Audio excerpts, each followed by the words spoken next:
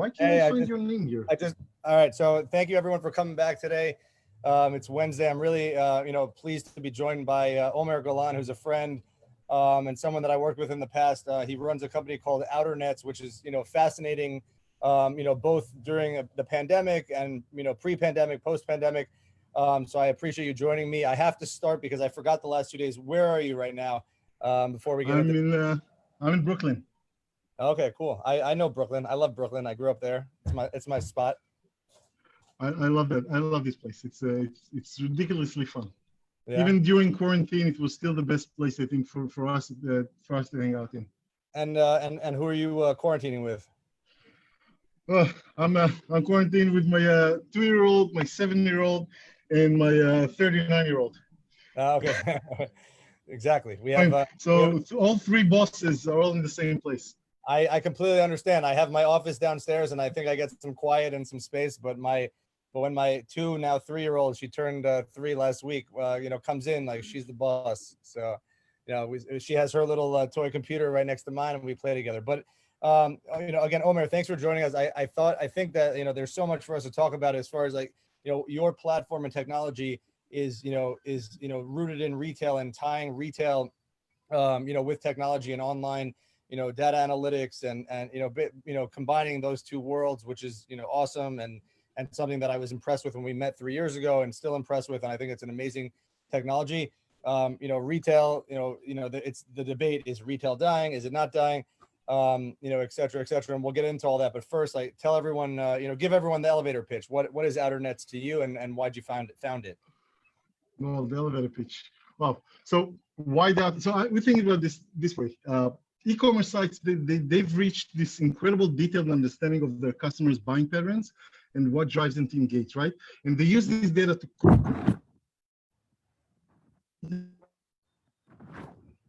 same analytical process and dynamic responsiveness of e-commerce. It brings it offline, outside of our personal devices. So Outernets is like the internet, but outside. The simplest analogy is that we turn websites and displays into website, giving them web capabilities, interaction, data, personalization, and really supreme agility and creative expression. Oh, so your screen behind you is kind of gives you an idea of what it is, right? So, like, I'm yeah. So go ahead. We understand in real time who is in the store, who's looking at the display. Showed, like, what's the scenario? We call the scene analysis. Is there a family there? Is there a couple? Is there an individual? So think about this way. Maybe it's maybe I'm walking by a storefront at a pharmacy, and the display of the storefront shows me an advertisement for men's razors.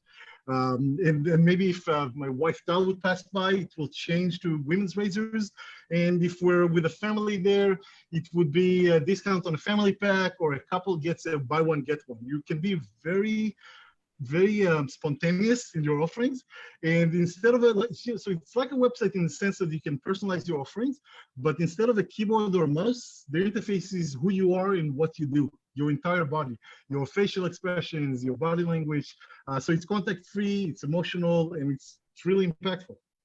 I mean, when you originally told me about it a couple of years back, I mean, I thought it was exceptionally impressive, because retail is dying in so many ways, and people are saying that, and especially now, right? Like, stores have been closed during the quarantine, and now luckily we're in phase 1 again. But to have insights into folks who are, I mean, I always think about, like, Soho, right? Like, you have so much foot traffic, and you have so many people walking by stores, but to have data and to be able to analyze, like, who's walking by, what the foot traffic is, maybe, have insights into whether or not are they foreign, are they local, men, women, age category. And, it's not just, folks saying, or the commercial real estate broker saying, oh, like, here, it's a hope and a dream. Like, you guys have real data. So how do you do that? I mean, is it camera based? Is it, or, I mean, computer vision? We have a tiny camera that we put in the store. Actually, so we're now with display agnostic. I think last time we spoke, we were focusing on storefront, but last year we took a U-turn and said, you know what, why are we limiting ourselves? Why, like, we are display agnostic, so we can digitize the storefront, but we can work on a shelf display inside the store. We are agnostic to the type of audience. If it's 3 people, 30 people, 300 people, it's all the same to us. So inside or outside, daytime, nighttime, we don't care. As long as you need to optimize engagement and to create real conversations, that's what we're trying to do. Do you find that now that you're switching from the storefront model, but more to like, the shelf model, do you find that people are interacting with better or lingering more on that, on that because, and you're able to get better data because, they're actually, like, again, I'm thinking I'm in an Apple store or a Microsoft store, right? I'll give them both credit because neither of them sponsor my lovely podcast, but I'm in an Apple store and I'm looking at the iMac. There's a camera looking at me, like you guys can analyze like my buyer behaviors or my potential buyer behaviors as a customer. Does that work better, on, again, like, interacting with that one device as opposed to, just storefront, people walk by, you're not even sure if they're interested in that particular store. So we look at it, what we do is it's an omnichannel touch point. It can live on many different types of inventory, I guess. We don't care if it's inside the store or out, right? And we think that it makes the customer journey more complete. We help you by deploying on the storefront. We help you optimize traffic inside to get more people to come inside while you're open. And after hours, the same storefront can be window shopping and create this after hours experience. Inside the store, you would want to optimize dwell time. You would want to impact the customer experience, to make it emotional, to make it something that people connect with, to give them an easy way to find what the product they're looking for, that thing that's gonna click and impact their decision moment, right? We all want to accelerate their buying decisions and make people feel good. And so we do that both throughout the user journey. We do that from the storefront, but also inside the store. And having data that can support your efforts, that can help you quantify customer experience and visual merchandising, it's transformative. Oh, absolutely. And I should have asked this at the beginning, but like, what was your inspiration? You and Tal, who I know is your partner, and you're one of your three bosses at home. What was your inspiration for starting Outernets? Because I know that both of you are rooted in the art world prior. True. So it's actually two events. We're the museum show that we suspected the museum is cheating us on ticket sales. So we created a little spyware analytics software that will tell us how many people are actually coming to the show. And then the later event, I was trying to buy shoes in Tel Aviv, and I'm a giant Israeli. I have like 14 size. My shoes are 14 and can't find it in Israel. And I was walking my dog one night, and the store was closed, and I saw the pair of shoes that I liked, and I thought, why is window shopping such a broad term? Why can't I just buy what I want when I want it right here? And now we can. That's it's awesome. And again, like, I hope that, people can see, or maybe we'll post a link to the site, because like the visual of your displays, is amazing. And it really does, not only does it have the technology behind it to analyze the data and folks interacting with it, but it's also like visually beautiful, and connects with people. So I think it's, that's awesome. So again, I know that you're moving away from retail, but can you explain, like, again, at least in the early iterations of the business, like how you guys aim to help, retail that, again, will use the fact that it was dying? I'll say this: we're not really moving away from retail, but we're just changing the way that we commercialize the platform. And what happened since COVID, we felt that two of the most important verticals for us, which is retail and real estate, they took such a major hit, right? We had to recalibrate everything. Like, we have to really think. First is, what we're doing is important enough. Is it really? I mean, in the day with everything that happened around with the pandemic and the protests, are we doing something that's important enough? And the answer to that was actually yes. We're delighting people. We're giving them a beautiful experience. There's still plenty of people outside, but everything is a bit depressing. Like, store closed, everything is dead commercially, but everyone is still trying to go outside. And then we thought, we're social creatures. We'll always go outside. Let's make that moment more important. So we came up with a concept that we call OmniShops.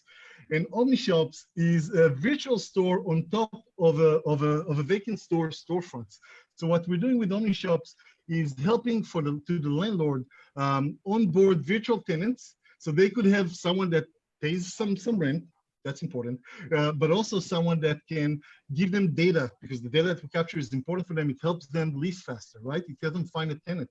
It helps them find, if a customer of ours have good traction in that location, they will become a brick and mortar customer, right? Not just a virtual tenant that pays them maybe 20% of the typical rent or 10% of the rent, but it will be an actual full-on brick and mortar store. So I think we found a really good way to build value to both sides. The retailers that need it still get their exposure and street presence, and the landlord get virtual tenant. They get great optics. Their storefronts looks amazing. They don't look abandoned and empty and barricaded, but they are conversational. They are social, they're transactional. They're actually doing something for them. And I mean, I know that you guys were dealing with like some of the large, commercial real estate brokers in the city that do retail, but as far as like that initial conversation, is that hard because there's like brick and mortar is brick and mortar. So did you have trouble like explaining this technology to them and showing that, again, the value is for sure there. And I think it's on both sides, but was their buy-in hard to come by? So what we did prior to COVID, we've had some pushback about omni shops from landlord that are used to making $150,000 a month, and then you tell them that their storefront is worth 5 or 10. Difficult, right? It's hard for them to swallow. Some of them prefer to keep the store closed and vacant without the tenants, and that's not substantial. I'm sorry to interrupt you, but like with you, all they have to do, they open the door and you put in the technology. So like they open the door twice, once for us to get in, once for us to get out. We don't keep it open. It's closed most of the time, right? It's operated through the storefront. And we can have it as fulfillment, fulfillment on location for a vending machine, which we did in Germany with Nestle, which was awesome. We put at the door, we put actual machine that gives you the product after you interacted with the storefront. Or as we did with other brands, we use it almost as an affiliate program where you drive traffic from that storefront to nearby businesses that are having a hard time to capture this footfall.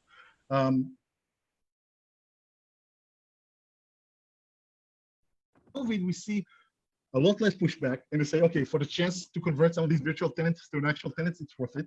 The data that you capture and help us increase valuation of our property, it helps us find tenants, and the virtual tenants don't require long-term rent.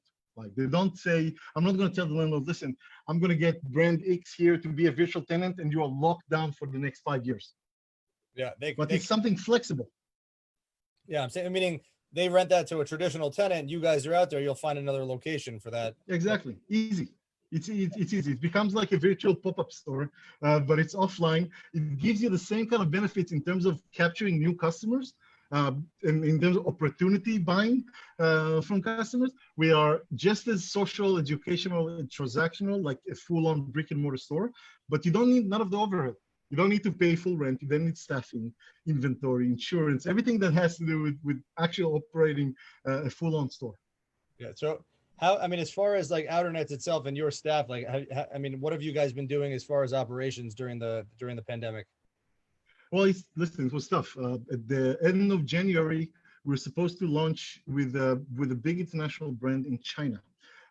Doing Shanghai, Beijing, and Shenzhen at the same time, launching 3 cities in China, which is huge, with a big luxury retail.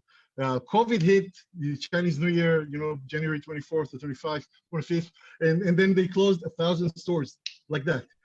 And then we had to, what's happening here? They said, don't worry, Omer, we love you guys. We'll move you guys to California. So we've been working on taking all these Chinese content and putting it into something that will fit the American market.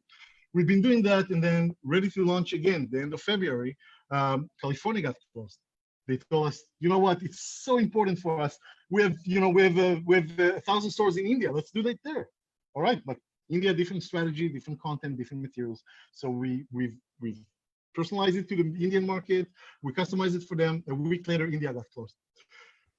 That's where I thought, holy crap! It's like everything is just on, right. Everything is on pause. Like literally, all their stores all around the world got shut down, and we're thinking, what are we doing? after getting over their initial shock, we realized there's only two types of people. There's people who go into hibernation, and they're just going into the winter sleep. And I don't want to hear about anything until life is back as I knew it. And there are people who are strategizing and planning and fighting. And I definitely belong to this to those latter part. And what we did is, if you thought that it's complicated to create omni shops before, now it becomes, oh, actually that's the only way that I can keep my street presence. I'm closing down thousands of stores. I need to have these because with omni shops, I don't need the overheads that I have. I don't need the liability with operating a full store when people are inside and can catch things from each other. It's contact free, so my engagement is actually making people feel safe and don't bind them to a certain type of interaction. So we actually find the business actually picking up in a very interesting way. I'm happy to hear that. I mean, it makes sense to me, like what you're saying, because again, people, New York City started phase one, 2 days ago now. It's Wednesday, and to have contactless, purchasing, or to be able to be a customer and go to the window and potentially interact with the inside of the store without having to pick up my phone or whatever. I think that's impressive. What kind of implementation or like what kind of use cases do you see in the next 3 to 6 months while we're opening back up and and trying to get to the new normal that we're in right now? So many customers now has asked. Listen, their biggest problem is because they're doing so many closures. Their challenge is how can we have this omni-channel solution that can help us quickly recover losses from sales in physical locations. We need to create this omni-channel customer base because omnichannel customers spend 3 times more than any other customer, and we need a way to acquire new customers without this searing, overwhelming overhead. So for the next 6 months at least, I think a lot more, but at least for the next 6 months, it would be creating this offline to online flow. When we get them to onboard as many customers as possible on their digital platforms, creating these product recommendations experiences that people can understand quickly what's the value proposition, what's the right product for them. And lastly, just delightful, gamified, fun experiences that get people remember and think about the brand in a positive way, and connect.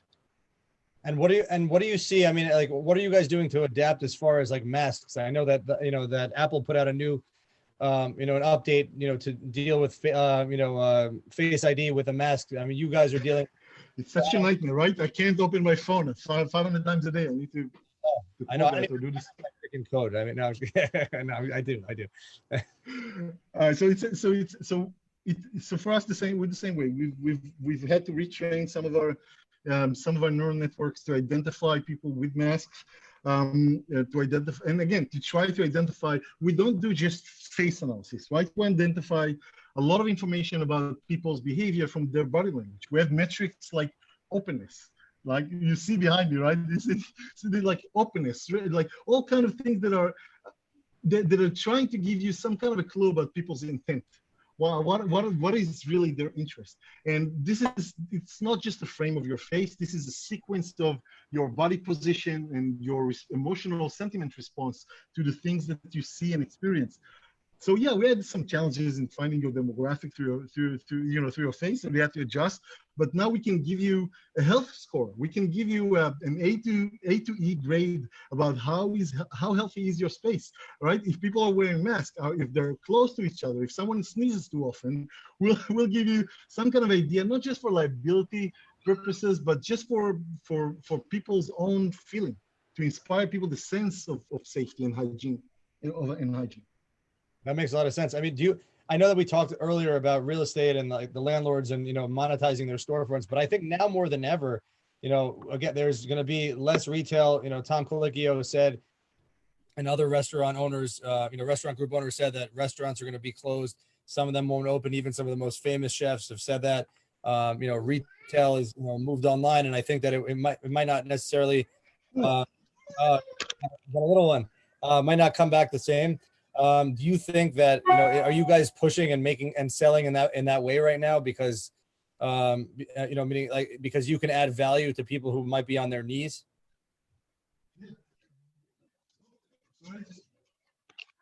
Those kids, I love those kids. It's great, but when you have to work here and homeschool and do that for 14 hours a day, that becomes a challenge. I Yeah. literally had a call with an investor yesterday when I had to push them off the screen every 3 minutes. It was a nightmare. Sure. Sorry. So I think, listen, I think that there are some brands, some businesses would have a lot more challenges than others, right? If someone needs to taste your products, to smell them, to rub them against your skin, you would always have these challenges of what do I do when I only have 20% occupancy now in my store, right? You always have the challenges of how to operate a restaurant if you can't get people too close to each other. Some brands don't have the same challenge, right? If you're selling vitamins and people don't pop pills in the store, then you have a very different types of communication happening. So I don't know what the future would be. I know for sure that retail is not dead. I think that people who are saying that for years, they don't really look at the numbers in the right way. Do you see that? I mean, the internet exists for 30 years now, and it's still only 10% of shopping. That's all it is, right? So to be alert, I know that a lot of the urgencies come from people who are their work is online. Their work comes from the digital space, so they try to put this fear of retail is dying into people, so they would get more business. But I mean, as I said before, we're social creatures. We want to go out. We want to meet each other. And as long as we are out and about, there will be brands that want to engage with us in some way or another.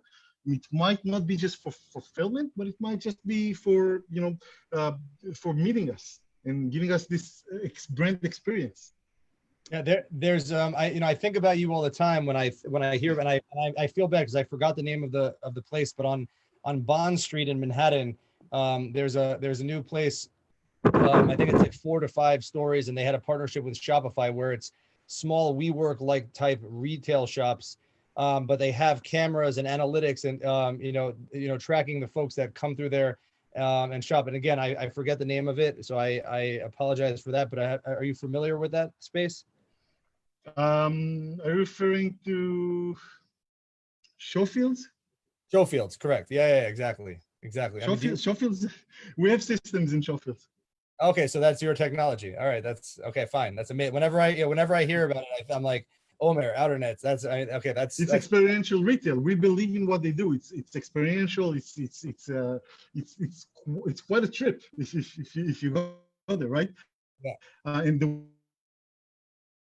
prove their retail tenants that they are worth the rent is by showing them the intelligence, the numbers that we provide. That we show them what kind of people are passing by, what's the distribution, when they're passing by, what are they doing to make them a qualified customer for us. Yeah, thank you for remembering the name first of all, but that's even cooler that your technology is in there. And again, to me, like, I don't think retail's dead, but I definitely think that's the future of retail.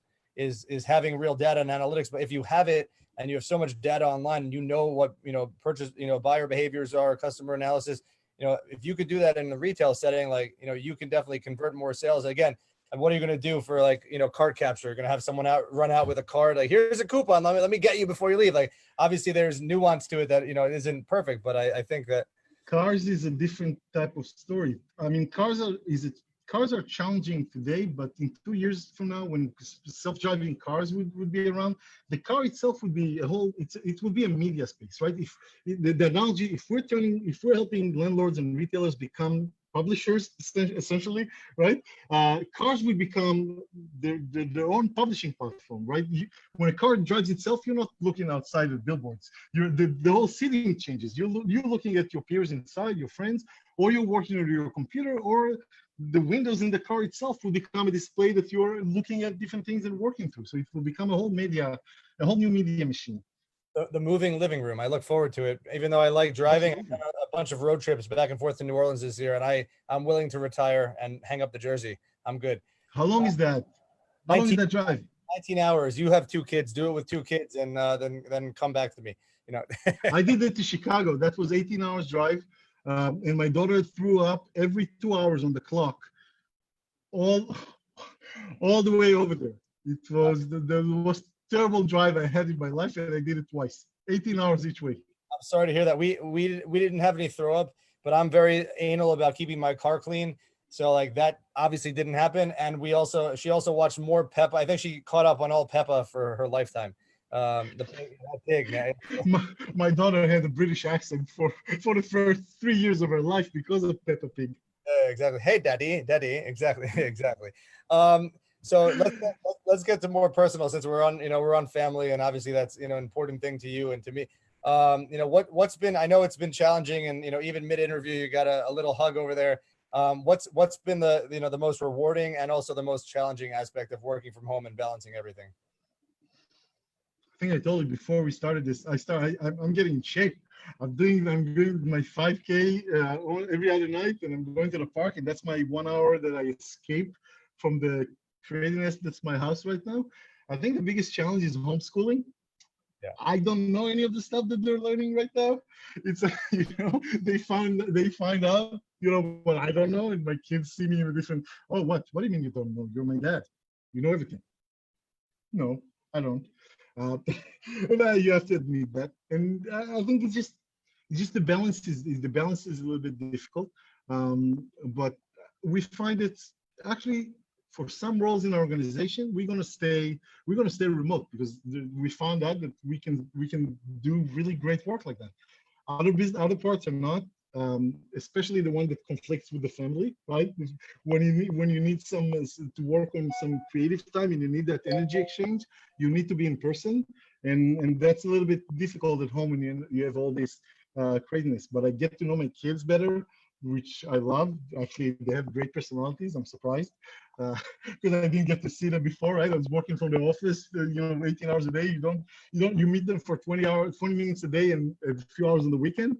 It's not the same as being now cooked up with them for 3.5 months at the same space. And uh, there's plus and minuses like anything. Of course. So tell us a little bit about more about your run. And I know you're proud. You were Run. Yeah. Tell us about your running. No, because yeah. Listen, I call it an office potato. I didn't run since I finished the army in Israel. That was 18 years ago. I did not move. And all of a sudden, quarantine comes, and I'm in my house too long with the family, and I find, okay, I need to get out. I want to do something productive, so I put on some podcasts, and I go to Prospect Park right underneath my house, and I started running, and it was extremely difficult at first. I didn't believe that I could stick it up, so I just ran with my work shoes with loafers, and I destroyed my knees. But after a month that I was doing it every day, I realized, oh crap, it's surprising, but I actually enjoy it. I like to break sweat. It was also easier when it was colder, in February and December and March. So now I have running shoes. I go out every other night. I do 5-6K, 5-6 miles every night, and it's so much fun, and it's exhilarating. I can't even explain it. I had no idea. Yeah, that's awesome. I mean, you look like you're glowing from it. Which is awesome. And it definitely it creates endorphins and makes you feel good all around. And what's it like? I mean, I wasn't going to ask this, but like for you and Tal, because you run the company together, and you're also life partners, parents together. So that must be even more like I'm dealing with a challenge where like I go downstairs to my home office in my in-laws' house. My wife is again, I always say she works harder because dealing with the kids all day. Like I can go to the bathroom. It's hands down that is way harder than anything I could do any day. Or 200%. But how do you guys balance that? Running again. If Daniela was running the company with me, like there would be even more give and take. Like no, I have to be on that call. No, I have to be. We both have to be. Like how do you handle that? That's a challenge that a question I haven't asked. It's interesting. You know what? It's interesting for several reasons, not just time management, but de-risking ourselves, right? We already put all our eggs in one basket. Going on a startup is risky enough. Doing a startup while you're both family members are in the same business, it's super risky. And then doing it during a pandemic, when no one else like a secure, safe job that they can rely on and lean back and think I can fall back to that reliable big business, right? So we have to think if this is something that we can still do. If it's a risk that we can still bear. So we had like a week when the pandemic started that we like, crap, what are we, how are we going to recover from that? What are we going to do? And we realized that, like any crisis, I mean, crisis allows for clarity. Crisis help you find what's your real priority.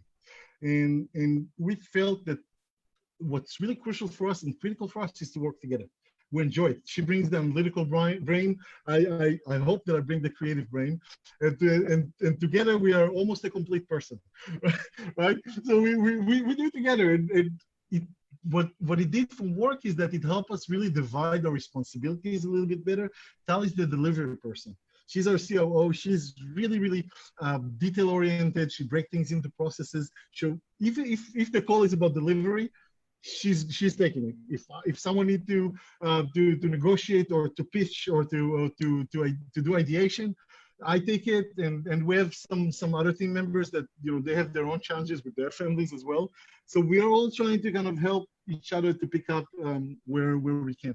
But it is the biggest challenge, and I you know, hats off to Tal. Tal is a superwoman. I don't know how she does it, because she's managing, you know, our two kids. I proposed to Tal 5 days after we met. 5 weeks later, we got married, and next month we're celebrating 18 years.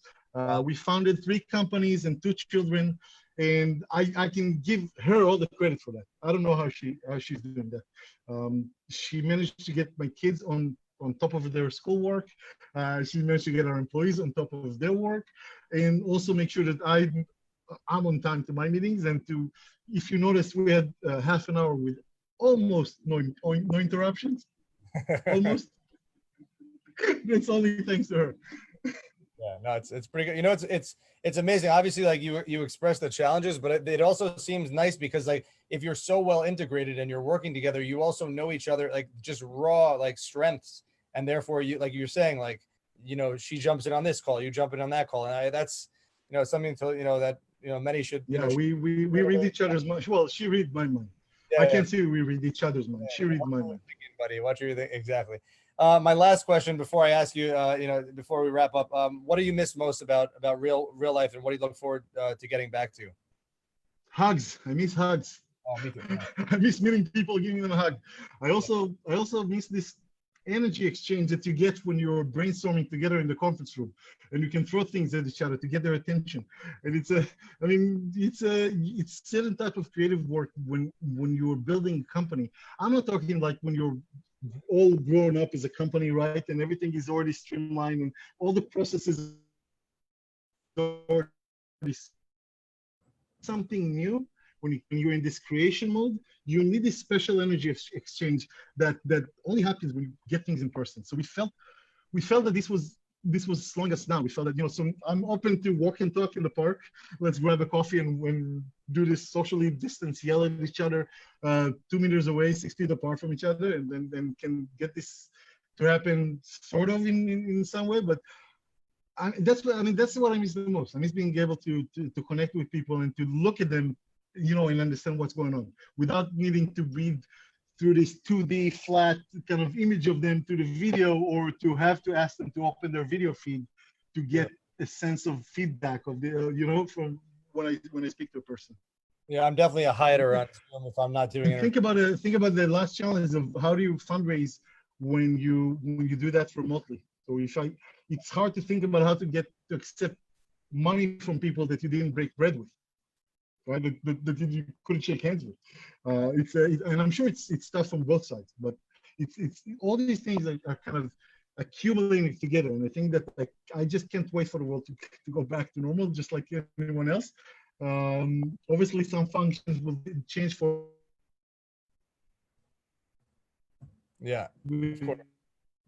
areas, but we definitely miss being in the same space and sharing this and having actual happy hours becomes real happy hours. Yeah, true. All right. So now, where can everyone, before we leave, where can everyone find you, find Outernets, find Tal, and the rest of the team?